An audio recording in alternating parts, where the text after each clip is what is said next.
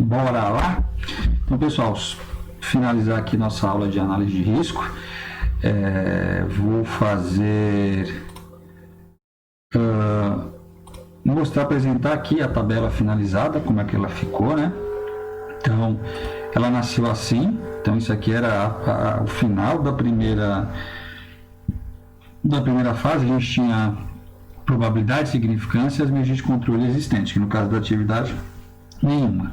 Após a aula de ontem, a nossa tabela ficou deste tamanho aqui, ó.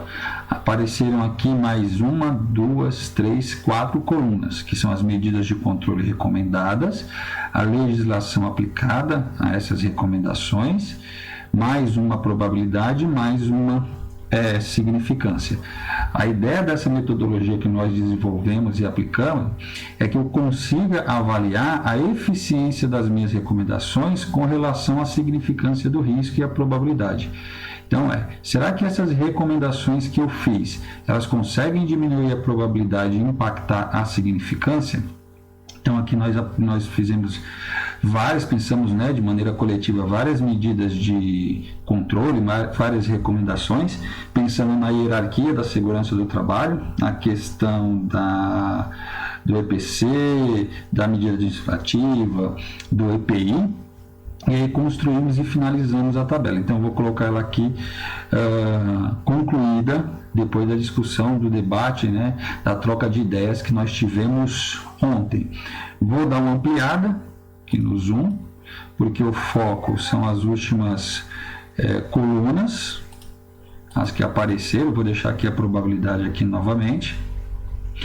E depois eu vou explicar porque está aparecendo esse zero aqui, perfeito? Então tivemos isso aqui, e aí na primeira, para a questão do risco de queda, vamos lá, para o risco de queda, eu vou primeiro deixar assim, para a gente ter aqui as medidas de controle aparecendo. Tirar um pouquinho o zoom, só um pouquinho, assim, pronto.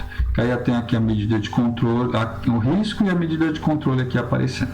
Então, no primeiro, nós pensamos aqui na aplicação do checklist, no procedimento de segurança para trabalho com diferença de nível, a inspeção do local de trabalho, o diálogo de segurança para conscientização e o fornecimento da ordem de serviço que informa para o peão da manutenção os riscos e as medidas de controle que devem ser seguidas naquela atividade. Aí aqui para a torção, as medidas de controle que foram sugeridas foram a aplicação do checklist, o procedimento de segurança para trabalho com diferença de nível, a inspeção do local de trabalho, o diálogo de segurança, a ordem de serviço, no caso aqui um calçado de segurança com cano longo. Pensando que tudo isso aqui para baixo acontece meio que em consequência da queda. Se eu conseguisse eliminar ao máximo aqui a queda, 100%, a chance dele cair fosse zero, muito provavelmente isso aqui ou iria desaparecer ou ia ter uma significância ainda mais baixa, com a probabilidade mais baixa do que nós temos hoje. Mas nós discutimos que ele tem que usar a escadinha, tem que fazer a diferença de nível, porque por mais que eu implemente um tesourão gigantesco, isso não ia ser eficiente, poderia trazer outros riscos, então não tenho como eliminar essa questão da queda 100%.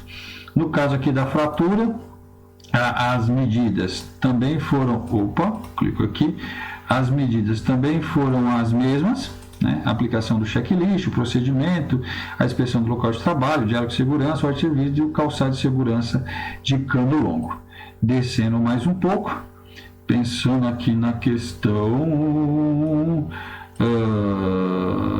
da morte, nós propusemos, diferente das medidas de cima aqui, o capacete de segurança com a carneira aí jugular. Então não adianta estar usando só um capacete faz de conta, ele tem que ter a carneira para uma correta fixação na cabeça e regulagem, e a jugular para prender esse capacete, que em caso de queda o capacete não voe antes da pessoa bater a cabeça, perfeito?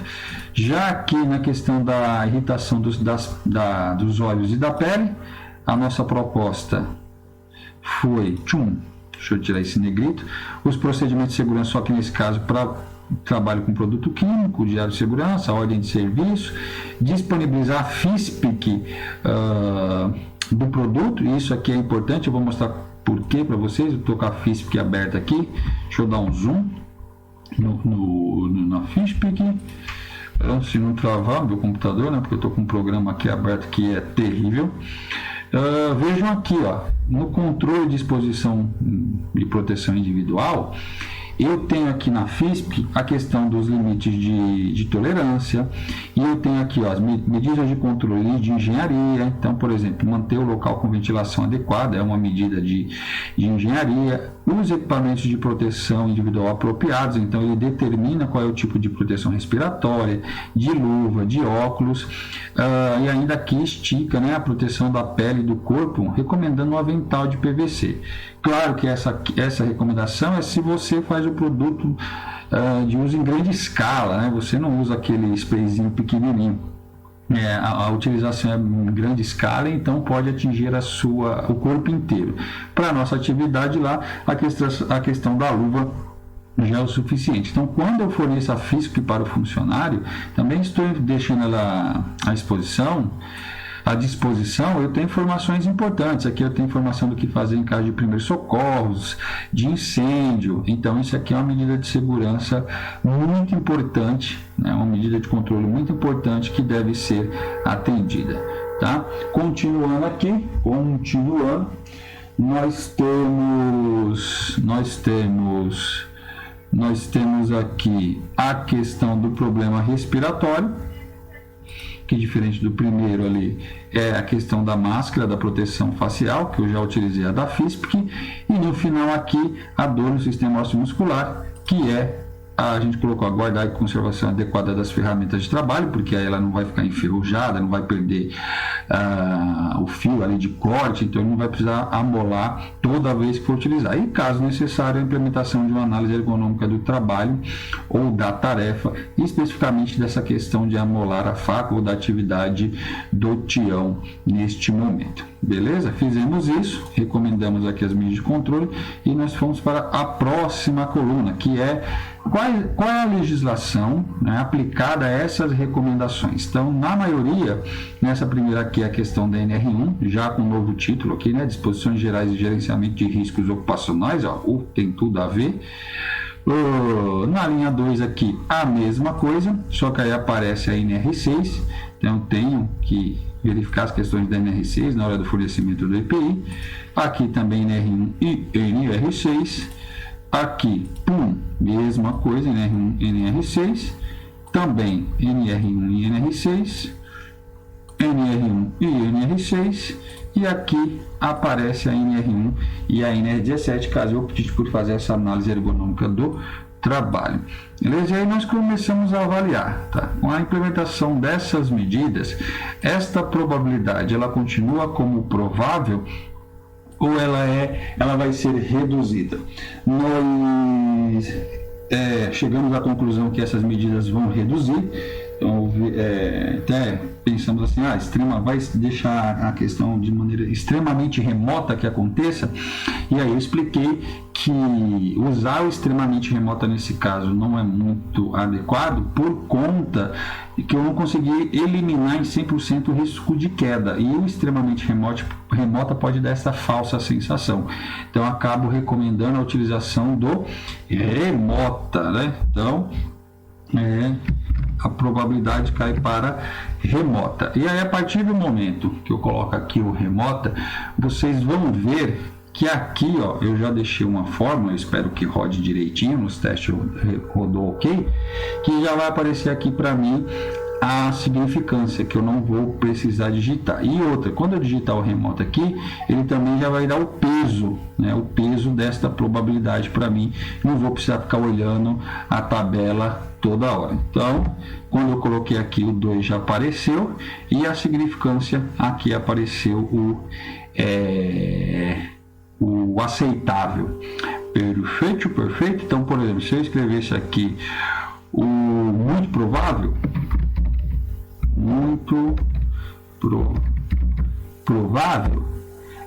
já muda aqui para sempre. Lembrando que aqui vai sempre continuar como aceitável por conta dos outros fatores que nós já avaliamos. Lembrando que a significância é dada por esta equação: repetitividade vezes gravidade vezes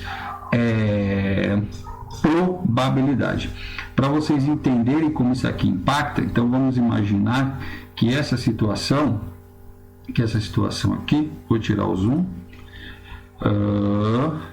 que a repetitividade aqui ela não fosse baixa, ela fosse uma repetitividade alta. E a gente sabe, conforme a gente já foi discutindo no decorrer das aulas, que a repetitividade alta, o peso dela é 3. Então fiquem olhando aqui, ó, que eu vou digitar 3 ali, e como isso, essa questão da repetitividade, em vez de ser baixa, ela se tornar alta, como isso impacta na questão da significância do risco.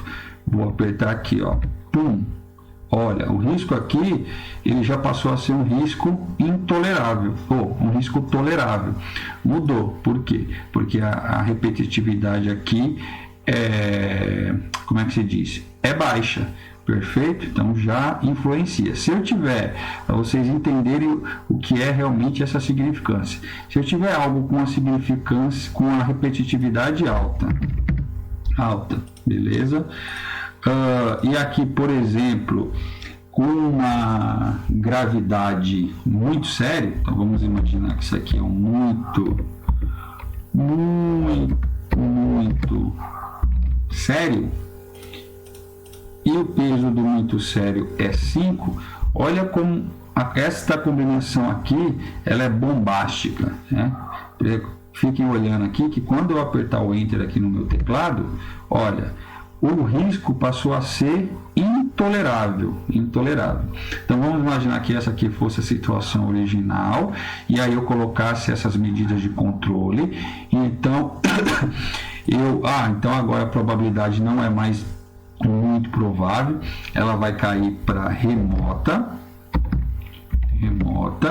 Olha como isso influencia aqui, como essas medidas de controle vão mudar essa primeira significância para uma nova significância. Vou apertar aqui o Enter do meu teclado e aí passou para ser o não aceitável. Então, beleza, mexeu aqui, mas eu acho que deve ter alguma coisinha errada aqui na minha fórmula na hora que eu escrevi, porque se eu não me engano a nossa significância, é verdade, ela caiu de intolerável para não aceitável, realmente ela melhorou, mas o que é que me mostrou? Olha, o que é que mostrou? Essas medidas de controle para essa situação que eu estou fazendo de exemplo aqui, tá? De exemplo, não são suficientes, cara. Elas não foram suficientes. Porque, olha, eu consegui diminuir a probabilidade disso aqui para 2, mas nesse exemplo que eu estou colocando aqui, eu tenho uma repetitividade alta e uma gravidade muito séria, né? A minha gravidade aqui, ela é 5. Então, quer dizer, se isso aqui acontecesse, essa queda, então vamos supor que agora o exemplo é para uma queda a 18 metros de altura, então a gravidade vai ser muito séria, mesmo colocando essas medidas de controle, a minha probabilidade caindo aqui para 2, essa minha significância aqui, ó, ela deu um risco não aceitável. E aí, pensando aqui no que foi determinado, a gente olhando aqui a significância, ó, a atividade será interrompida e só poderá ser iniciada novamente após a implementação ou modificação das medidas de controle. Então vamos imaginar que eu coloquei tudo isso aqui e só isso não foi o suficiente, né? A minha probabilidade ficou aqui em não aceitável. Então, eu teria que colocar medidas de controle que eu reduzisse essa probabilidade para extremamente remota. E aí vamos ver o que acontece nesse caso. Aí, ó, eu já tenho uma significância tolerável, que conforme o nosso procedimento, a atividade ela não vai ser interrompida, vai continuar e eu vou ampliar ou modificar ou olhar as medidas de controle. Então, se isso aqui, né, eu tiver uma repetitividade alta, com uma gravidade muito sério, caso aquela queda ocorra, eu preciso pensar em medidas de segurança além dessas aqui, que aí no caso, como eu estou falando realmente, né, nesse exemplo, né, aproveitando a tabela, essa queda seria uma queda de 18 metros de altura, aqui apareceu uma série de EPIs e de EPCs que aí sim seria possível eu reduzir a probabilidade para extremamente remota. Só um minutinho. Alô? Isso? Tudo bem, Tayane. Tayane, você poderia me ligar em 10 minutinhos que eu estou gravando uma aula aqui? Tá bom? Imagina. Tchau, tchau.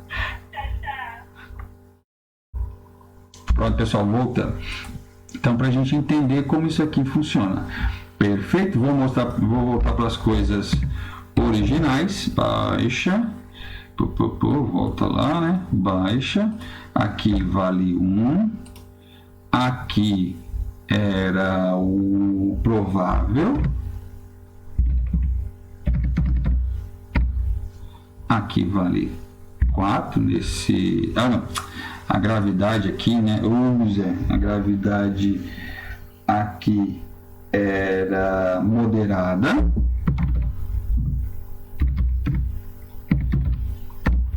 Com 1. Beleza, aqui tudo bonitinho. Aqui remota.